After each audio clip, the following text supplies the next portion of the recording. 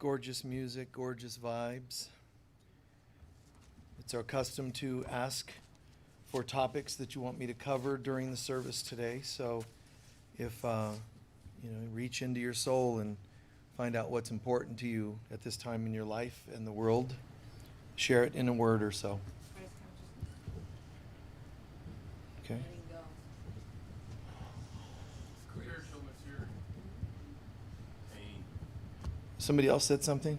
Grace.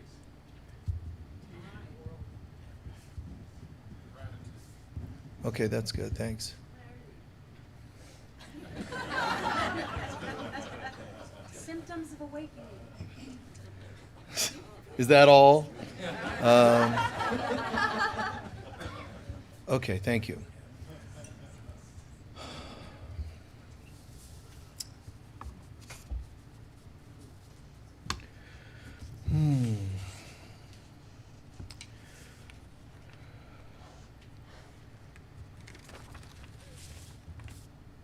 I often describe things happening in a few stages.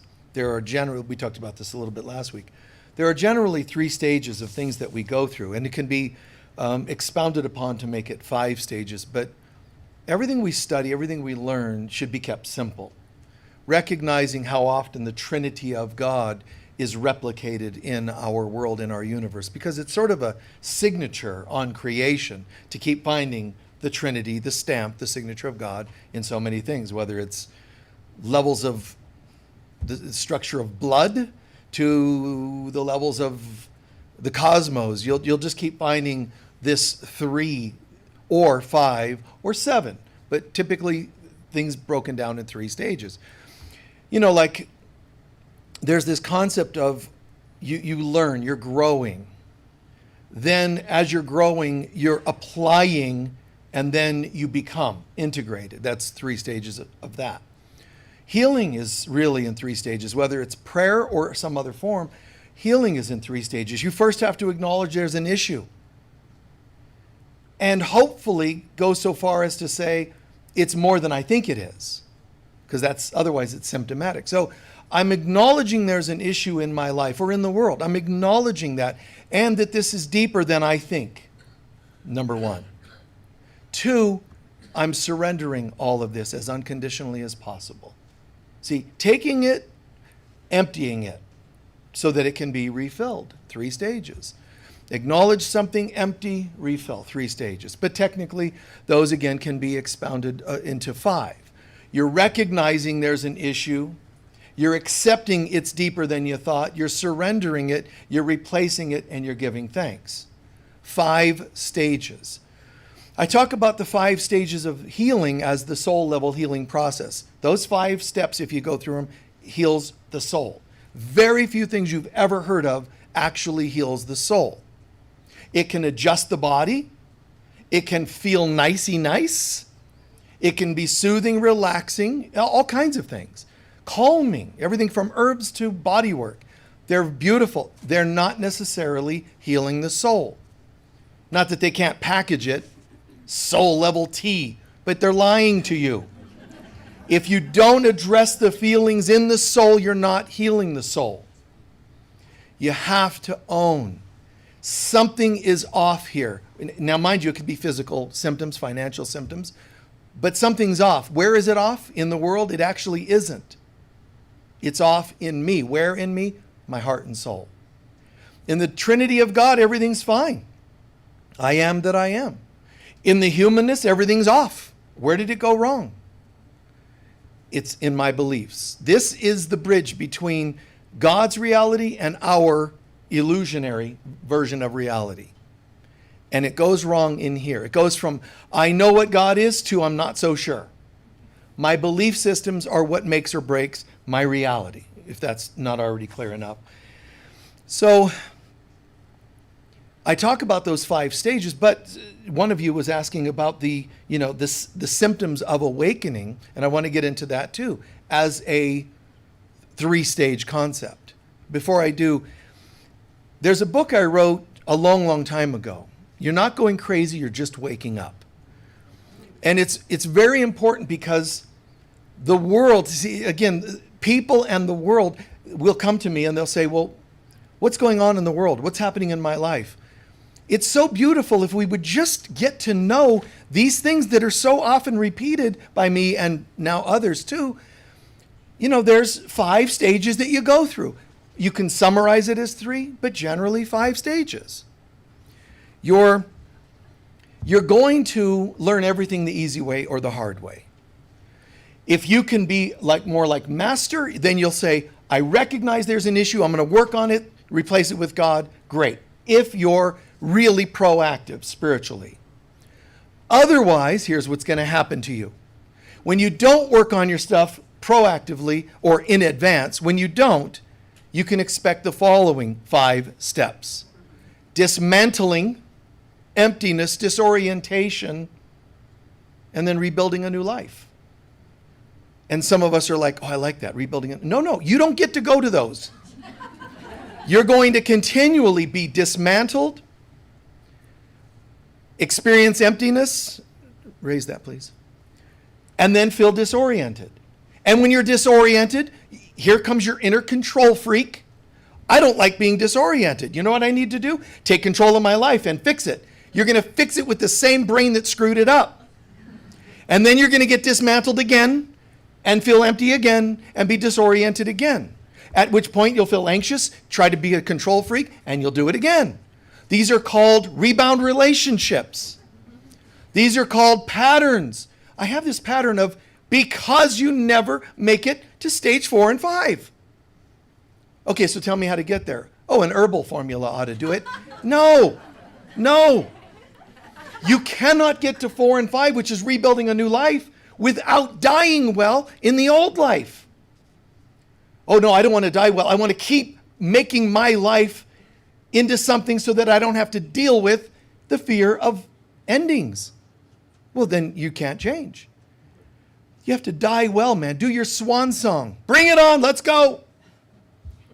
90% of my life has fallen apart. Let's just do the rest of the 10% and go all the way. I'm not saying literally pray it that way, because watch what you pray for.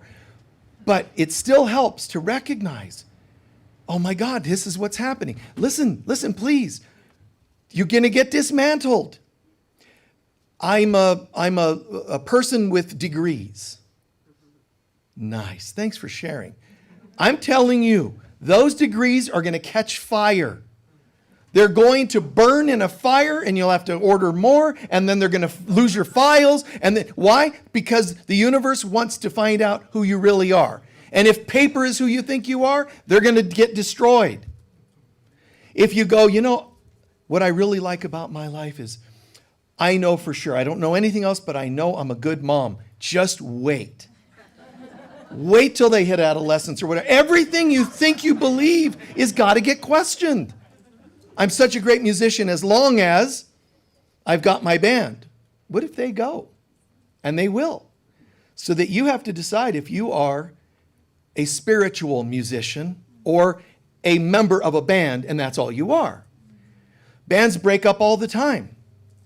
Paul McCartney describing the deep depression he went into when his bandmates, his best friends, broke up. Sued each other. What's going on? Now, if you'd had the brains to ask me, I could have explained this. You're not going crazy, Paul. You're just waking up. You're all being tested because you think you're this, but you're not. You're this.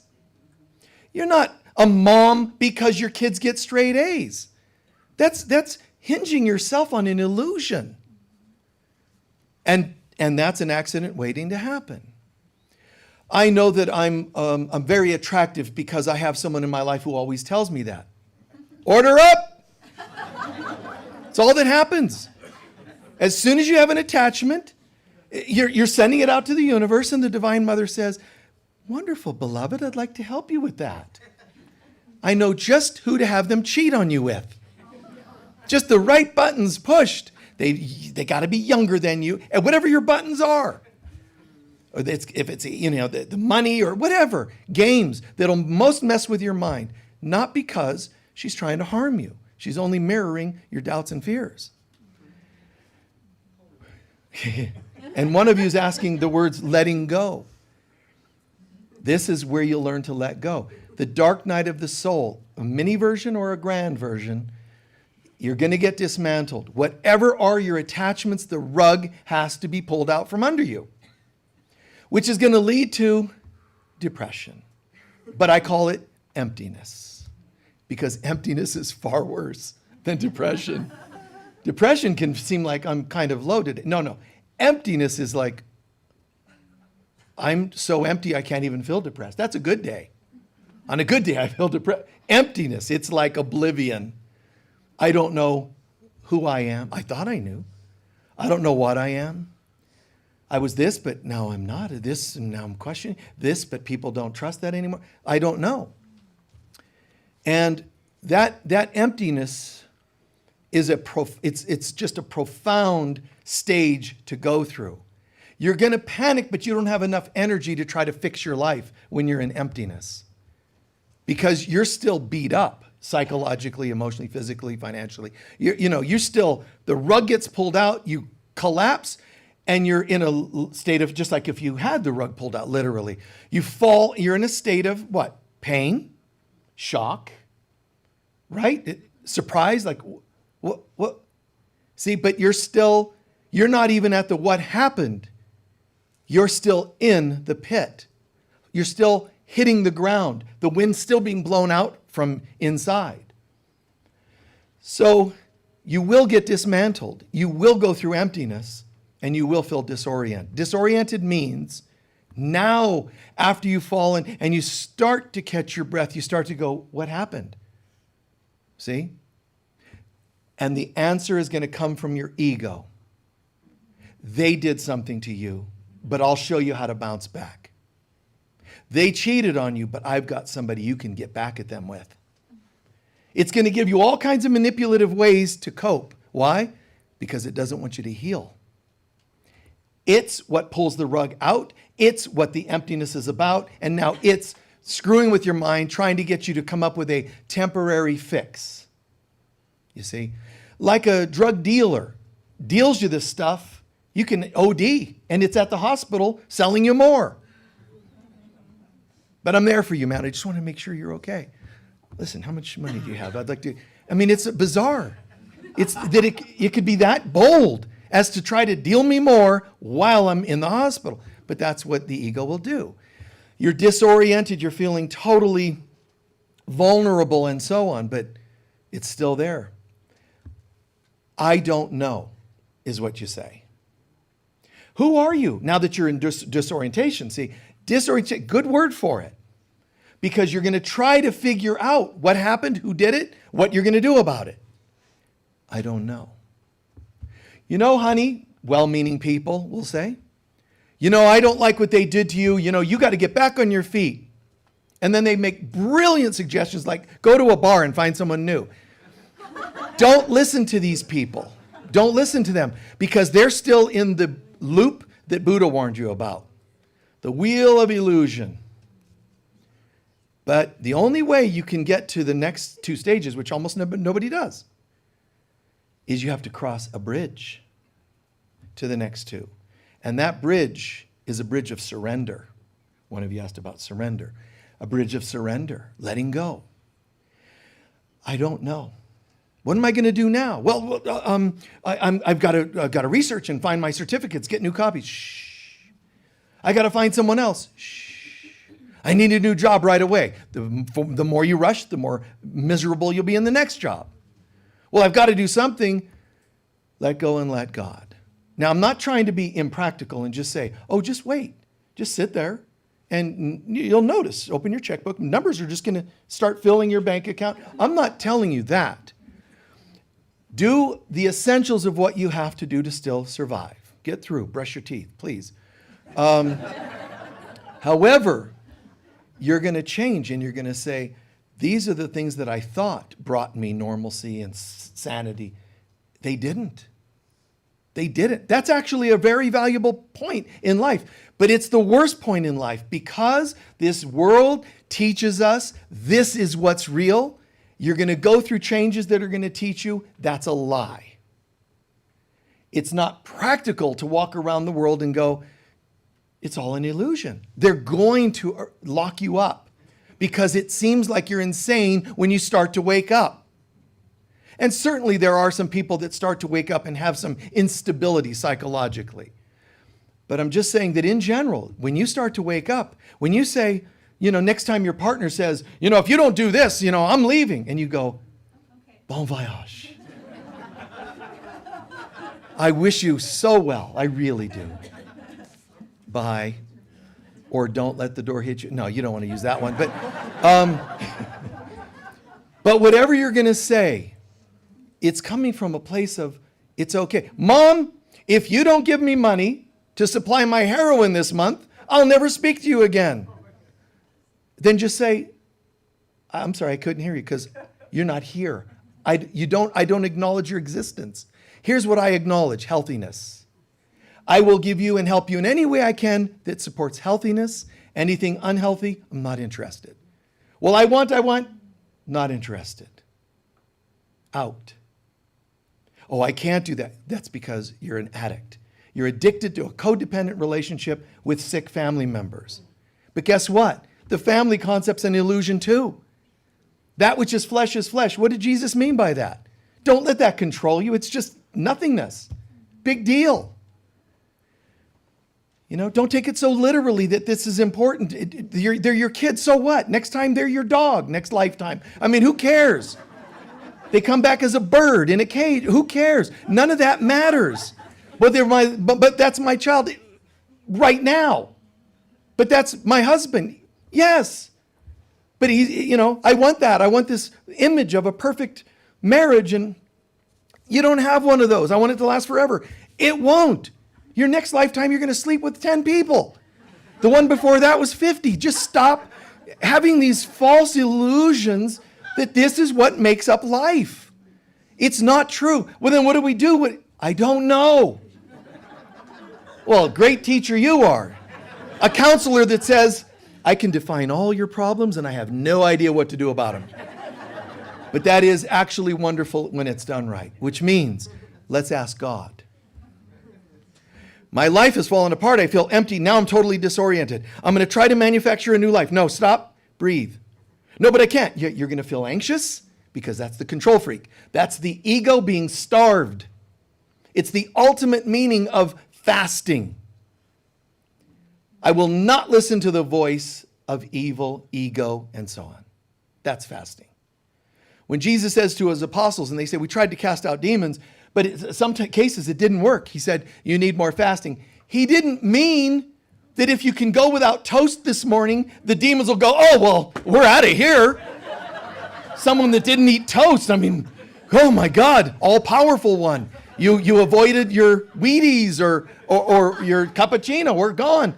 That's not what he meant. Literal people who are just literally, No. He meant the more you fast from your ego, the more you're with God, the more success you would have casting out demons and such, okay?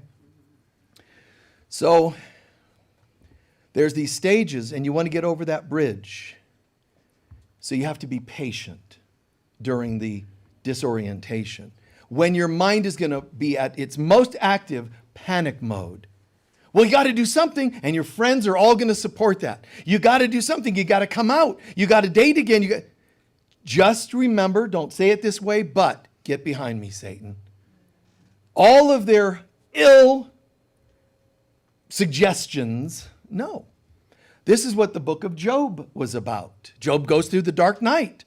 Dismantled, he's feeling empty, and then he's feeling disoriented. At which point in the book of Job, all these friends show up and start suggesting what he should do. You ought to do this, you ought to do that. Maybe you should do that. Try an astrological chart. They gave him all kinds of advice. None of which worked, because it's not going to work when you're in the dark night, because that's what the dark night's about. Nothing of this world serves me. The things that were terrible are worse. The things that I thought were good are bad. That's why do you think it's not called a, pink rose night of the soul? It's dark night because nothing's working. You're in pain. And then you'll say, well, at least you have your health. Not. That goes. Everything goes. Someone hacks your bank account, and it just gets worse and worse. Your job is not to hate, resist not evil. I don't know what to do, so I'm going to call on you. And I'm telling you, during that darkest time in your life, refusal to do things the way you used to and insistence to do them in a new way. God, what would you have me do? I'm telling you, I swear, you are absolutely connecting yourself to the divine more than anything else on planet Earth that could do that. Even more than prayers, because a prayer is sort of, I'm hoping for, wishing for something. I'm not talking about the highest level of prayer, but the standard prayers. It's even more advanced than that. For you to say, I don't know what to do with my life, and I refuse to have any solo entanglements with this. I'm not going to choose to be the one. I want you and only you, God. St. Francis did it. Jesus did it. All the greatest beings, male, female, black, white, tall, short, figured this out, the greatest of them. Of myself, I am nothing. It isn't going to be someone's advice that fixes my life. It could help manipulate some things. You know, here's a herbal formula. Here's a pill that will make you not feel so anxious. God, I'm noticing I'm sleeping better. You are not fixed. You're just being drugged to sleep. And I'm telling you, if I were you, when I'm being drugged to sleep, even if you need the drug to sleep, before you fall asleep, surrender and say, I took this to sleep because that's my belief system, but I'm asking you to penetrate even through my drugged mind. I need you. I want you. I need your help. I will not settle for anything else. Why a 12-step program insists on maintaining God as playing a role in your recovery. Because of myself, I am nothing. I can't fix myself. I know the arrogance of the ego that says, yes, we can. You just have to self-empowerment. No, God. That's where you find a line drawn between Michael and New Agey types teachers or motivational teachers. No, the self that they're telling you to get in touch with is messed up. Of myself, empowerment, I'm nothing. I don't know. This is why Job is told in other scriptures and holy books, do you really think you're that wonderful? You can barely find your car keys. How goddess and gaudy are you? You know? No, I'm self-empowered and I know we can do anything. Really, make it not turn night tonight. Make the sun hang in the sky all day. Try it. You can't. You can't even make your mind hold still for more than seconds. Don't act all grandiose. It's ego.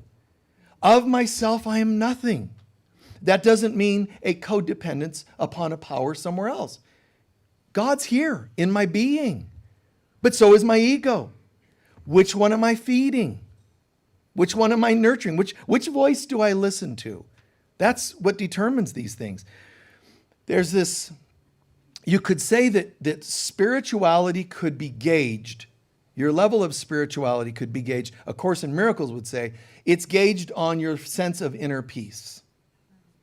Then he'll say in the teacher's manual, the way to know whether you're really growing, first of all, you're going to be looking for inner peace, not stuff. Second of all, to get that, you're going to need to know the following.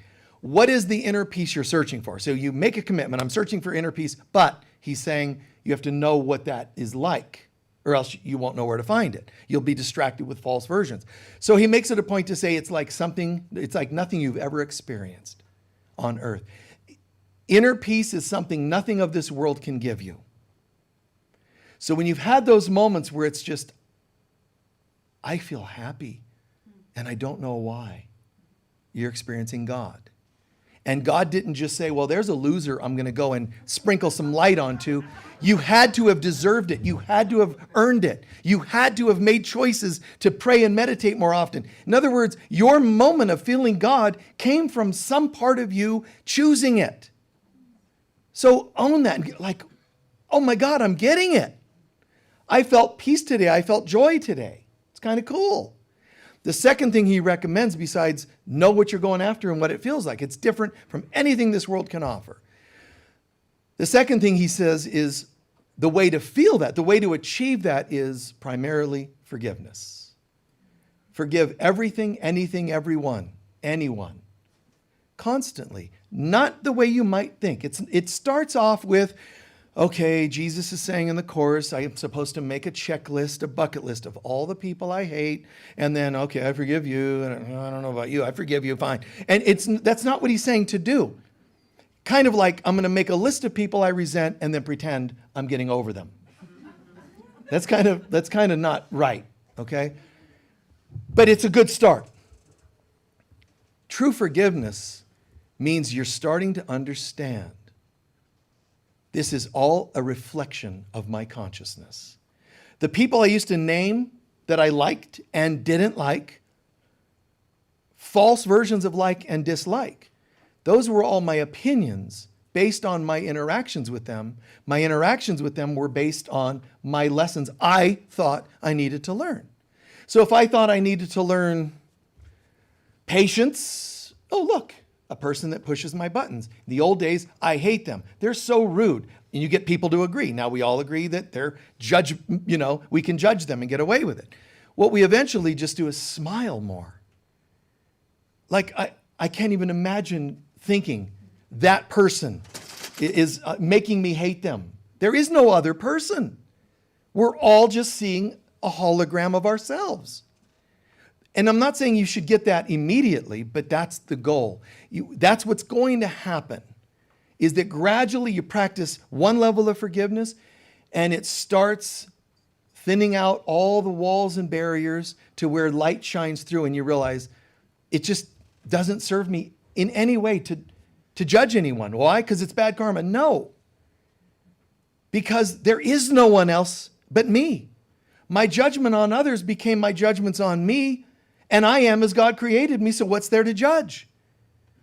So what I'm really looking for, and that's the third step of this inner peace according to the Course, is that you need to be tenacious about this practice. Don't let the world distract you back into judgments. If the second step is peace comes from forgiveness, hang in there and continue the path of forgiveness. Don't let the world distract you. Does that make sense? Another way of defining or describing our spiritual growth, you could say it this way. There's a level of human beings that say, I am a body, meaning a person, not just a body. I'm a person. I have feelings, you know. I have needs. You just sit and smile and act like you agree. Because they are not a body and they do not have needs, they're divine beings. But instead of dissing them for still having needs, inside we say to ourselves, they're mirroring us. Well, not me, because I read A Course in Miracles and I know it's an illusion. I don't have, shh, be quiet. They're mirroring us. We all believe. Well, not me, shh, yes, you. Well, I don't agree. I took a self-help, self-empowerment workshop, and we were asked to recite 100 times, which programs DNA automatically, and we muscle tested it to confirm, I no longer think I'm a physical person. How did you get here today? My car. Shut up then. Just shut up. Did you transport yourself? No. So shut up. Anyway, spiritual growth is going to go from I am a body to I was a body to I dreamt I was a body. That's what spirituality looks like.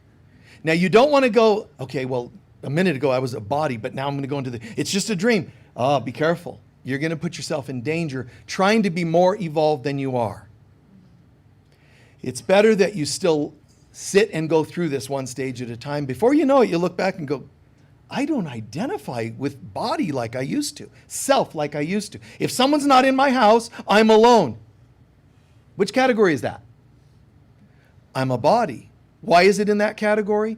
Because I still evaluate everything on mortal, three-dimensional, limited density. No one else is here, I'm alone. I'm a body. That second stage is, I was a body. which is kind of like halfway awake. Like, I kind of still am, but I'm starting to be aware that I don't need someone else as much as I used to think. I skipped a meal. Oh, I'm so hungry. That means I'm a body. Instead, see, and it's not that you get over it completely at first to go to that second stage. You're just learning to see it differently. From emphatically, I am a dense mortal person. I'm happy when I'm fed, when I get a raise at work, when someone's living with me, when my team wins, etc. That I am a body. You should check in on that. Some of the questions you guys asked. When someone says, what is grace? It's not a body. When somebody said, what is pain? That's a body. So even your questions, your favorite books, your favorite movies are showing you something. How much do you identify with being a body? If the movies have to be about bodies, be it sensually or in war, it's bodies. If you're like, I can't even sleep at night without watching a gruesome slasher movie. You are a body. You're totally dense. You're not, oh, you're like, Your vibration is not like a beyond frequency even dogs can hear. You're the density of what dogs leave behind. It's like way boom, dense, garbage. And you are, and that's okay. This too shall pass. I know for sure that the person in the densest density is going to awaken. How do I know that? First, because God already said so. So you could say, well, God said so, but I have a different opinion. Well, that'll get you far. God already has willed it, but you know what also? God created them beyond this. So this thing that people behave as, just garbage, crap of this world, it's just for today. And you know what? You've been there too. So don't one-up them or two-up them. Don't, I'm better than them. Have pity, in a sense. Have compassion. Even our thoughts of what forgiveness is. There's I'm a body forgiveness, like you took money from me, but I'll forgive you. That says I'm a body. It doesn't say what you think it does. How do I know that's still a body? Because I still think you took from me density. Make sense? So my forgiveness is based on density. I'm going to densely forgive you. Well, forgiveness isn't a dense thing. So I'm starting to not resent that you took money or you made me sick. I lived with a person and they smoked a lot. I got cancer. They didn't. Look what they did to me. I'm a body. But you're going to move towards, I just don't feel the triggers quite as much. You're shifting. That's how you know you're getting more spiritual. It's not how many books you read. I don't care how many hours you meditate. I really don't. The reason Jesus says, watch what comes out your mouth, he's saying that betrays what's in here. He's talking about those moments when anger takes precedence over everything else. Control, aggression, hate, hurt, prejudice, all those things. They're telling you what's happening in here. The more you see, I just don't feel that way anymore. I can't even imagine it. See, when people say they want equality of any type in this world, they're actually still saying we're bodies. And you know what? Bodies can't fix bodies. Consciousness, only consciousness can cure anything. Bodies can only move things around. If the government says we have a deficit of $100 and they print $100, they didn't cure the deficit. I'm just making up an example. You didn't cure anything.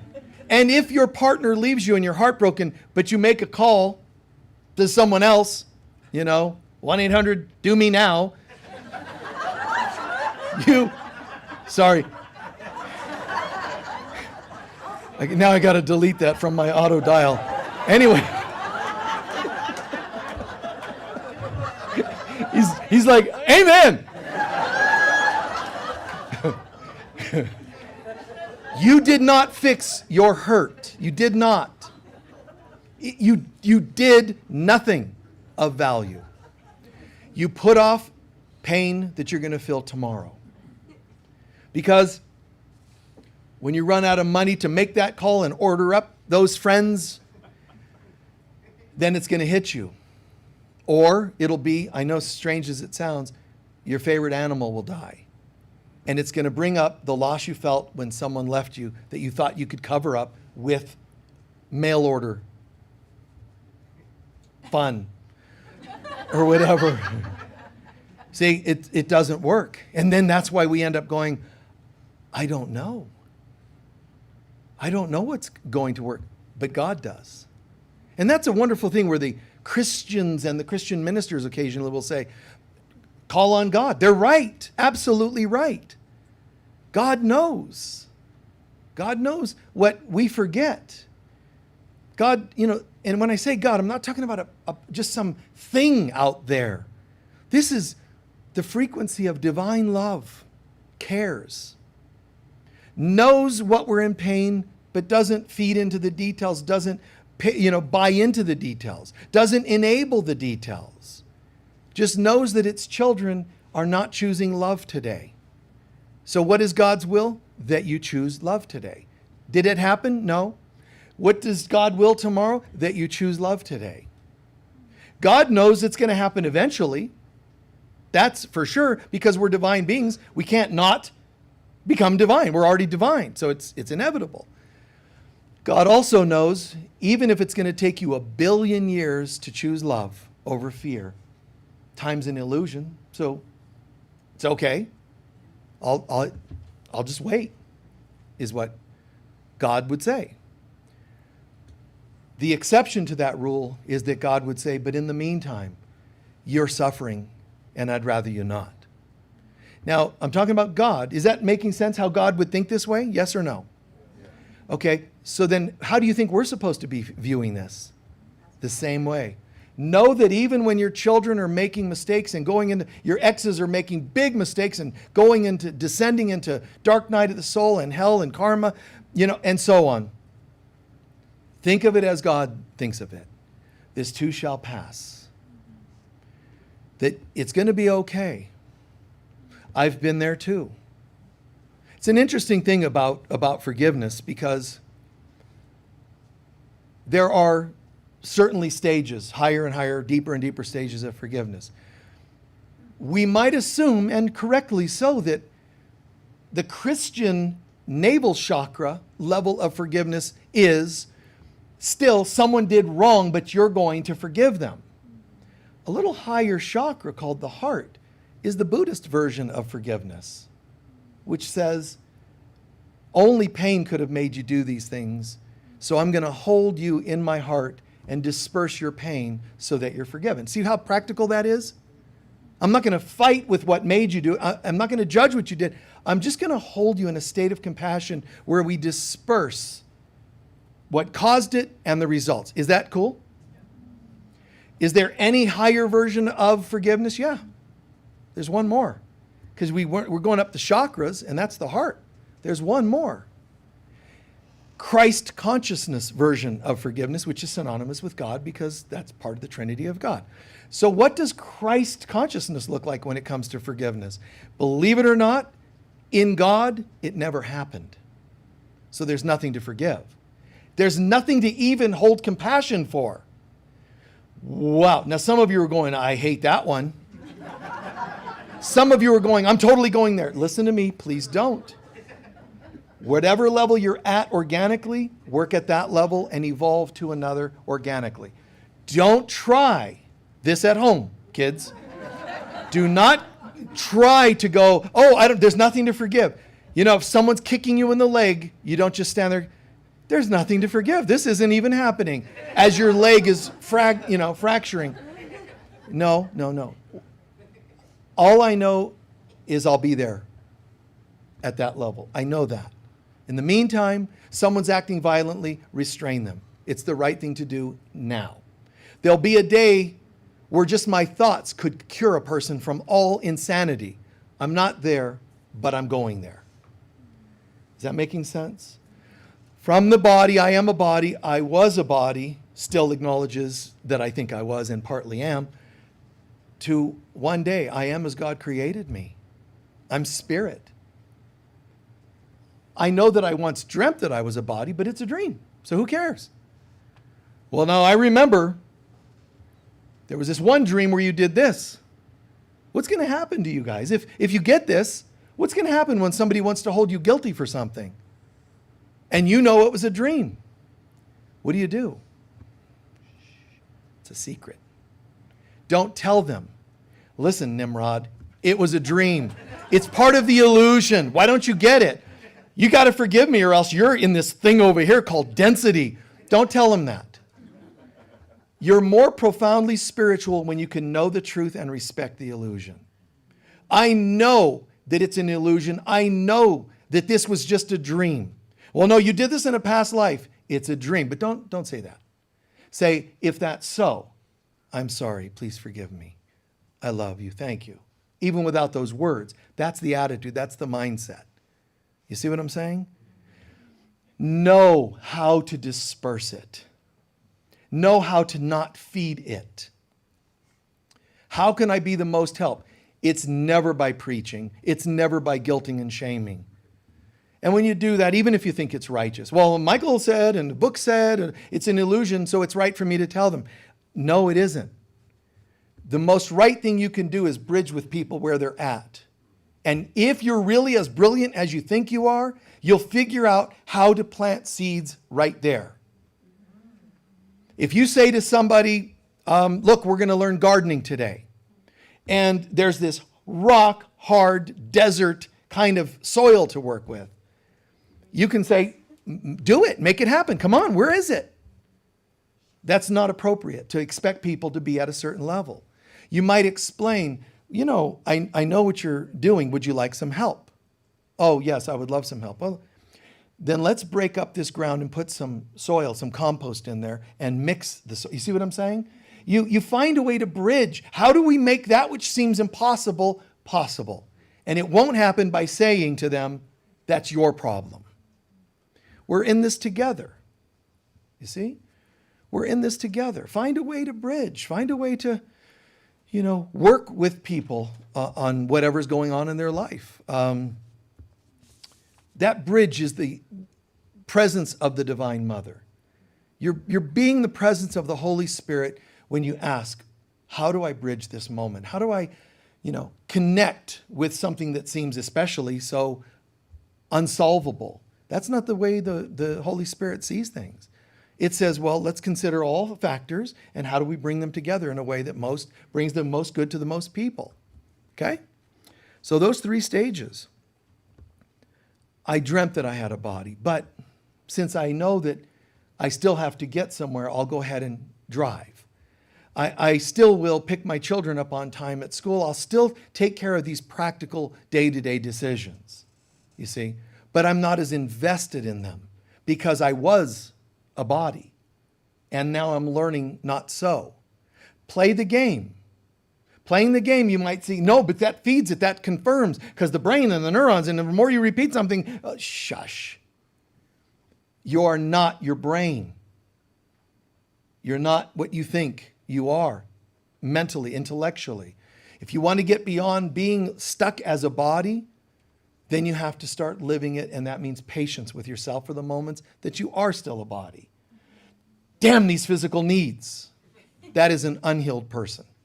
It sounds like a person who's spiritual and yet looks back at those naughty physical needs. That's not an enlightened person. The very judgment drags you back to it anyway.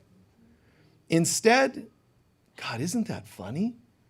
I just spent 7, 10 days, 40 days, 40 nights, blissing out, spiritual. I was, praying and meditating in my home. Nobody was allowed in. I fasted, ate only some crackers and water, just blissing out.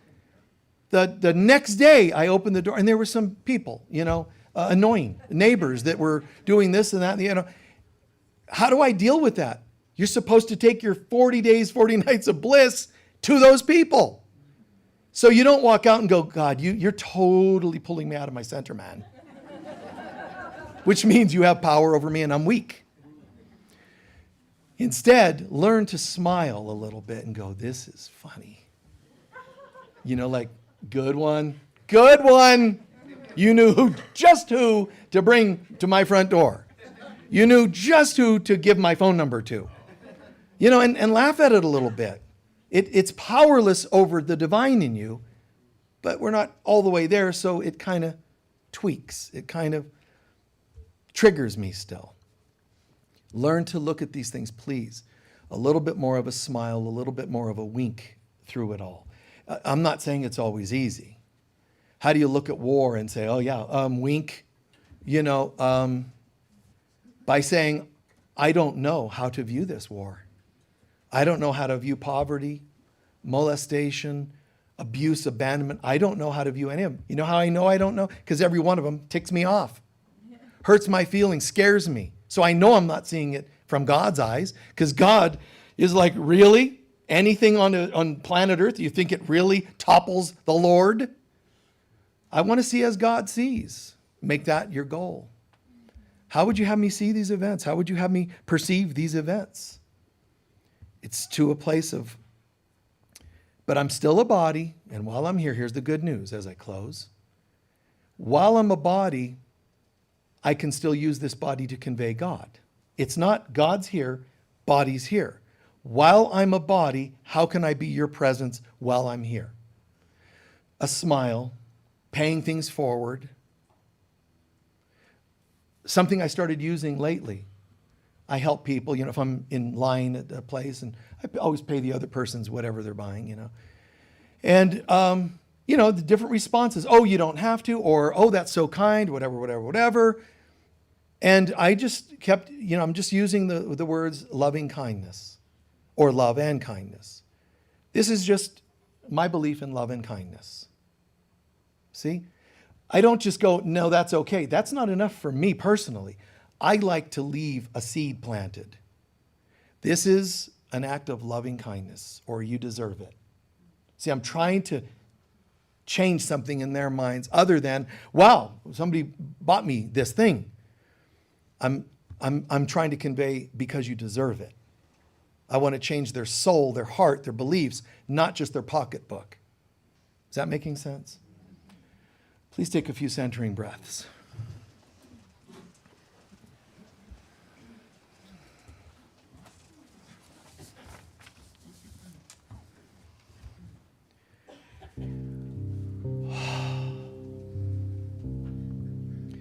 So beautiful. The recognition.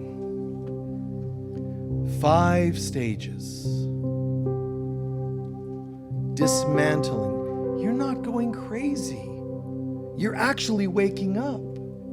The dismantlings of your life. I'm not trying to just color code them. Something got dismantled because it doesn't actually have the value you thought it did. Therefore, it's your soul agreeing with the Holy Spirit. Go ahead and take this so I can fast from my misbelief. These are requests, and we want to play victim and ignorant. And it topples us and leaves us feeling empty and powerless, afraid. That's the hangover of our addiction of codependence.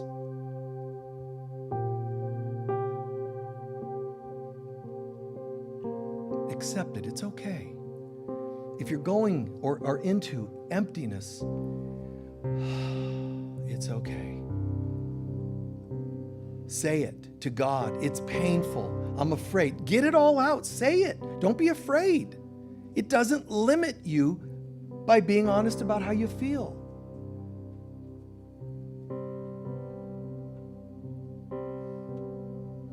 And this too shall pass. What is your goal? The pain or the light at the end of the tunnel? That's what free will is all about. I'm heading for the light at the end of the tunnel. No option. That's where I'm going.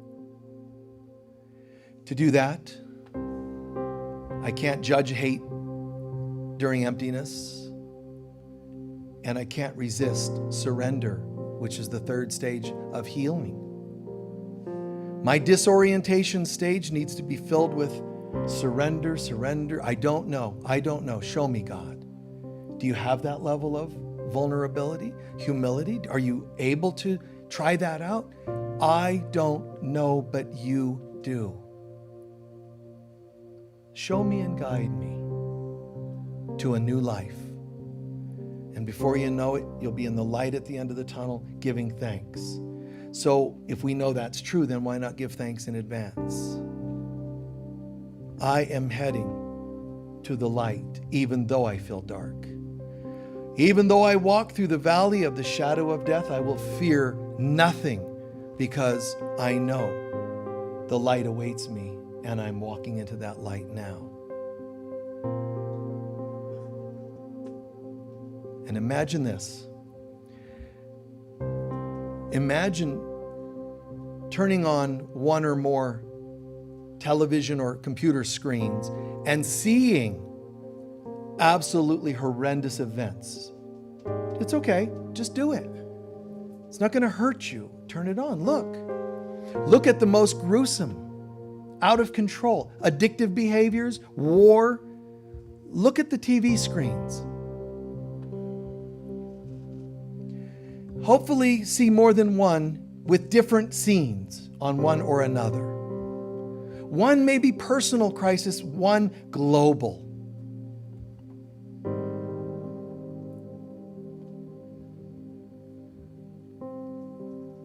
And realize this. Do you know that when you turned on the TV and saw some scenery, they could only be scenes that are in your mind? If they were nowhere to be found, you couldn't have seen them. So turning them on,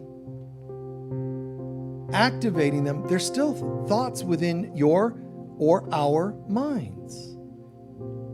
War and things that can happen in this world and so on. But now do this. Shut them off. And know this. Who has the power to shut them off? They're just thoughts. No, they're not. They're reality. No, they're 3D reality, and 3D reality is known now to be a hologram. It's not of God, therefore it's not real, therefore it's not eternal, therefore shut it off. And when you shut them off, did you notice that it wasn't harder to shut one TV more than another? A TV screen of cancer was no harder to shut than a cold. War was no more challenging to shut off, it's an off switch, than a personal annoyance. How did I forget that I had that much power to conjure up what I wanted to see or believed I would see on the screens, and the power to shut them off?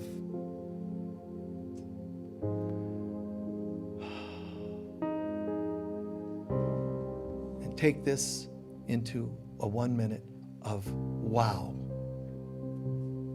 The power of the Holy Spirit entering your being with a wow factor. This is the truth of God. This is the power. This is the light.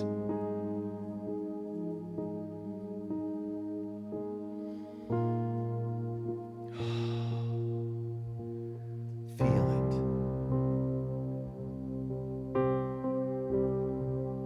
Breathe it in.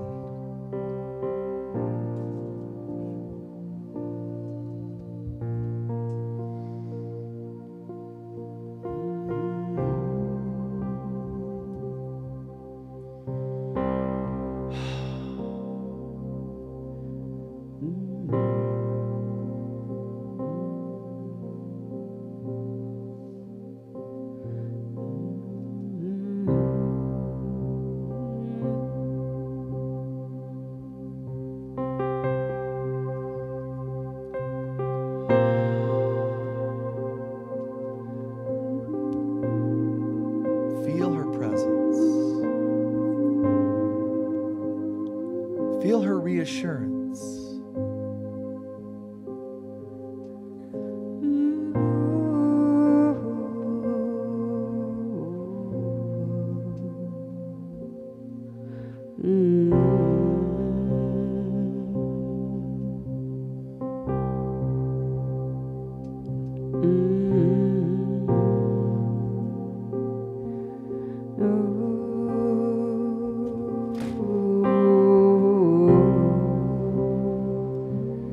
gradually begin giving thanks. This is all integrating. I am becoming these things. I am becoming this new level of consciousness. I am nothing but a body, a person. It doesn't resonate. I was resonates a bit more. I was more vulnerable, susceptible, codependent, addicted, etc. I see that. And I'm gradually learning that it was a dream where I could imagine being something that's impossible to be. Lost, alone, addicted. Show me that self. Show me that world, my Lord.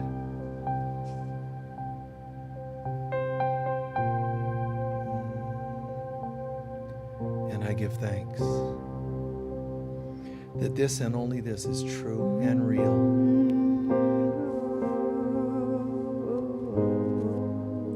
And so it is.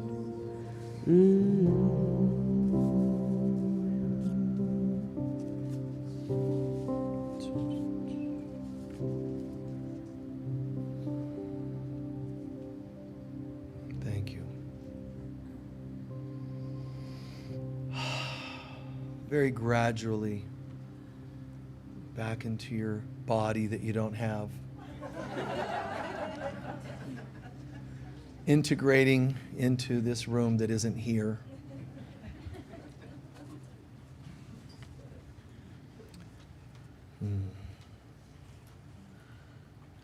What we shared made sense, yes? Okay. And thank you for sharing your concerns or questions of topics. And that one topic, Christ consciousness. Beautiful that you asked about that, because it's everything, you know. That's the one here. That's the one that forgives by realizing it never happened. But it's not all the way there yet, you can say. But I'm getting there. It's amazing. How do I know? What did I say from the Course? Your level of inner peace. You'll know you're identifying more and more with who you really are versus what you thought you were by your level of inner peace. Less reactions, more commitment to love, forgiveness, peace, joy, etc. Okay? Thank you. We're going to take up our collection and do our closing prayer. Just be as generous as you can be, please. The folks online and the folks in this room. We have a prosperity prayer that we use. It's posted on your bulletin, your paperwork in front of you. It's printed and it's posted online. Take your love offering, and remember, your primary love offering goes in the purple bags. The baskets are for any extra donations you can share. People of lesser means or special projects. And actually, on that note, I want to thank people in advance for being generous, as you guys are, you know. What we're doing right now, project-wise, is having the electrical redone that sometimes causes glitches, computers, and so forth. So that's a bit spendy. So this week we're completing having to redo electric in the building. It's a few grand. So if anybody has the extra means to share some extra, we appreciate it. That would go in the wicker basket or in the mail. All right? So prosperity blessing, please. Together, divine love flowing through me blesses and multiplies all that I am, all that I have, all that I give, and all that I receive. And so it is. Thank you. Can anyone share what they learned or heard today that made the most sense? Yes? In the top 10,000 things I learned from you today, when you said deconstruct and control. And I felt like, oh, this whole world is, you know, You see it? screwed up. Yep. And then I go, I gotta schedule better. I have to, you know, control my reaction. And it's been going Right. this. She says she learned 10,000 things today. But one of them was, when you're feeling disoriented, you're going to try to step in and take control. It's true. Check out the You're Not Going Crazy book. It's in the bookstore here. You can get it online as well. You're not going crazy. You're just waking up. It very easily describes those 5 stages. However, hand in hand with that book is when you're going through those stages, there's the book Healing the Heart and Soul that explains, now that you're in it, here's how to deal with it. Okay? Healing the Heart and Soul. Anybody else? Yes? The ego is a drug dealer.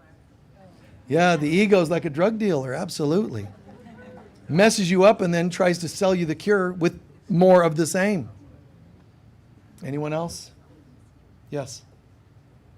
Everything you said was what I prayed for answers to. Everything I covered were things you were praying for answers to. I have no idea what to do about it. There's no, and I just said yesterday, there can be no way, and God will make a way.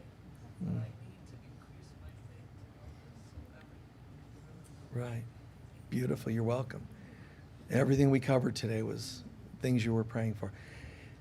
And when somebody mentioned Christ consciousness, we have a workshop coming up, Awakening Christ Consciousness, over Thanksgiving weekend. Join us if you can.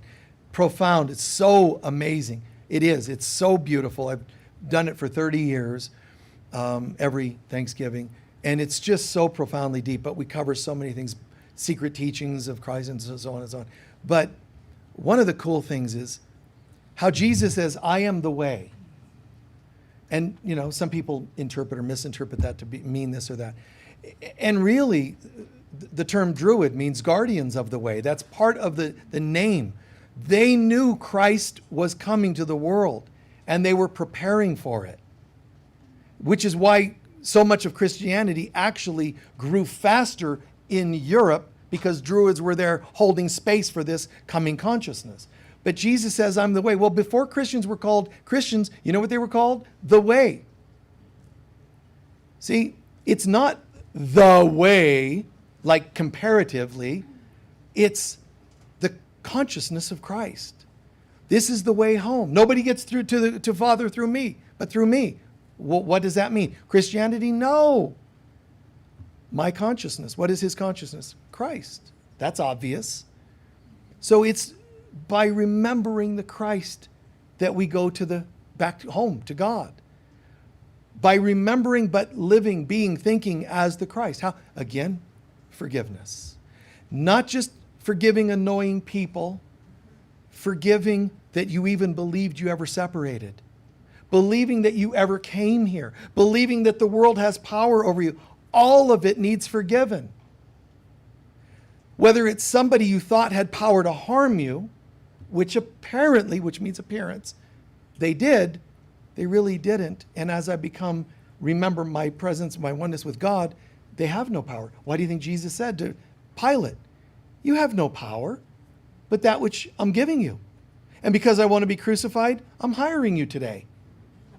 Is that what you said to your ex in divorce?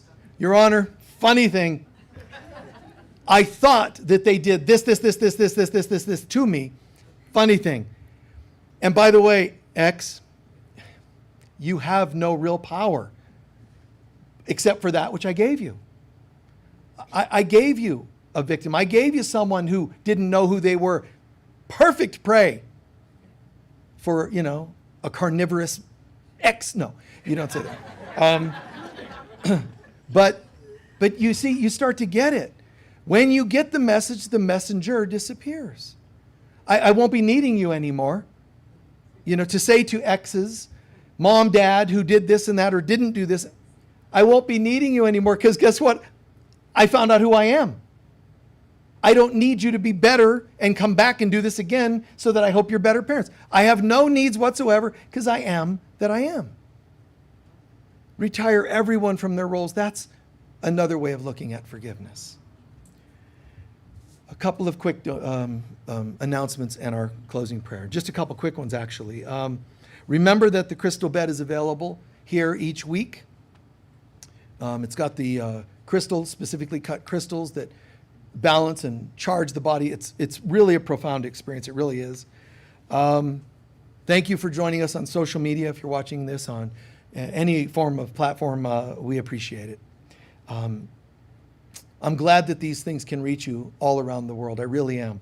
It means a lot. And you know, people are posting on one of my groups, Friends of Michael Mirdad Facebook group. We have a Zoom program every Monday as well. You can join us.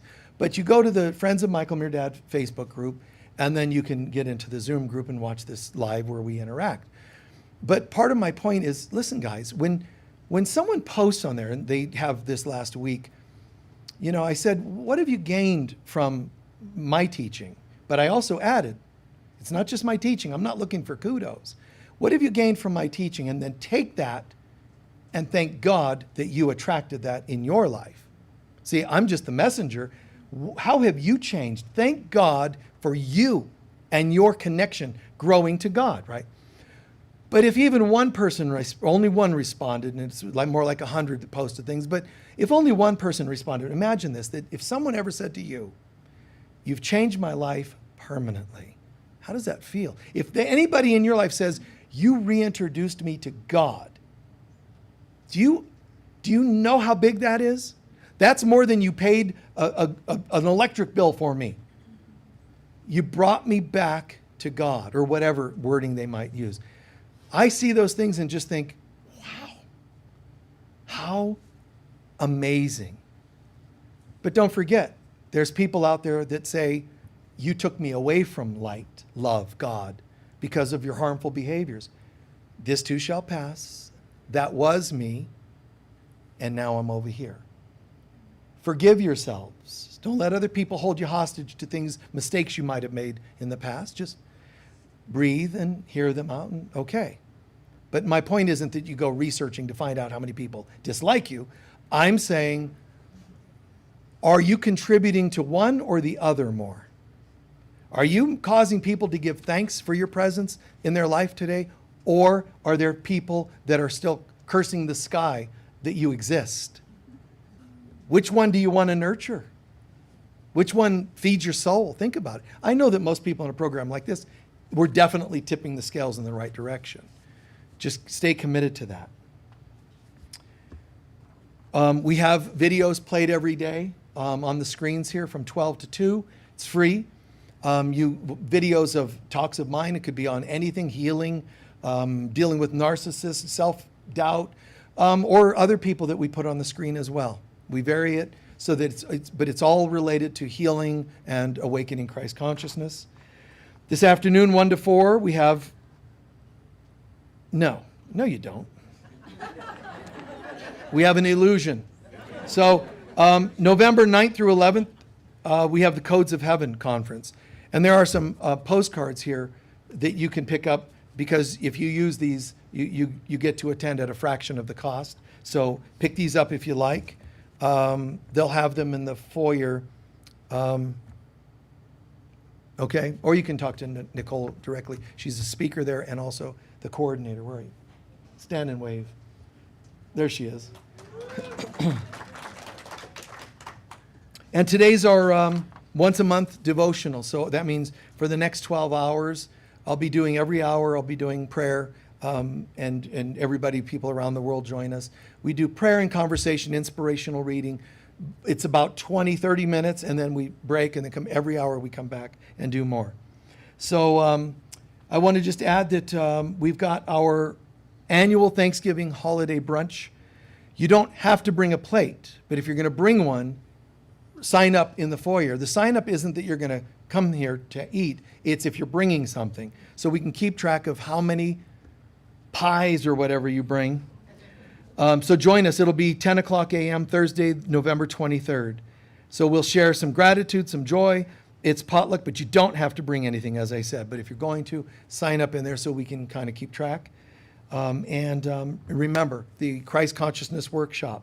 It's a 3-day intensive starting on November 23rd. We're going to go into some very, very cool and deep things, broad topics. It's everything from how creation took place to how to awaken Christ consciousness, how to read more deeply the mysteries behind books and texts and poems and whatever else that exist out there, how to see things and interpret things at a deeper level. Christ consciousness, we'll discuss the apostles and the way and the history, the Druids, and everybody's role in awakening Christ consciousness, as well as the practical application in ourselves. Please stand for our closing prayer. Oh, thank you. Give us your money. No, they already did that. I'm kidding. Oh, yeah. Actually, yeah, see, sometimes I forget to do the donations, and so they remind me. But it wasn't that. It was another thing. I want to give a prayer flag set away. Anybody? Can you give this to him, please? Thank you. Mine had fallen to pieces. Now it didn't. We're rebuilding a new life. So we asked if folks, we had a drum that we were putting on sale as a special thing. But several people wanted it, and it sold so quickly they didn't get. So we're just doing one more. This one's Turtle Medicine. It's got great sound to it. Great value. It's $300, it's $5. They're usually $500 at the places where the Native Americans make these. These are tribe made, and they go for about $500. So it's only, she can talk to you in the bookstore like $300 or something. Okay, if you want one, we have one left. Okay, can you take this and put it in the bookstore? Thank you. Other than that, please stand for our closing prayer. Thank you so much for the donations. Thanks for your generosity. Thanks for holding us in prayer and even just feelings of gratitude. It feeds everything that we do here. I've said it before, but I do admit, man, I look forward to these meetings with you all. It feeds my soul, but it just feels so amazing. To me, it's never like, I got to go do a lecture. I hope you all feel as joyous as I do about going to work each day. All right?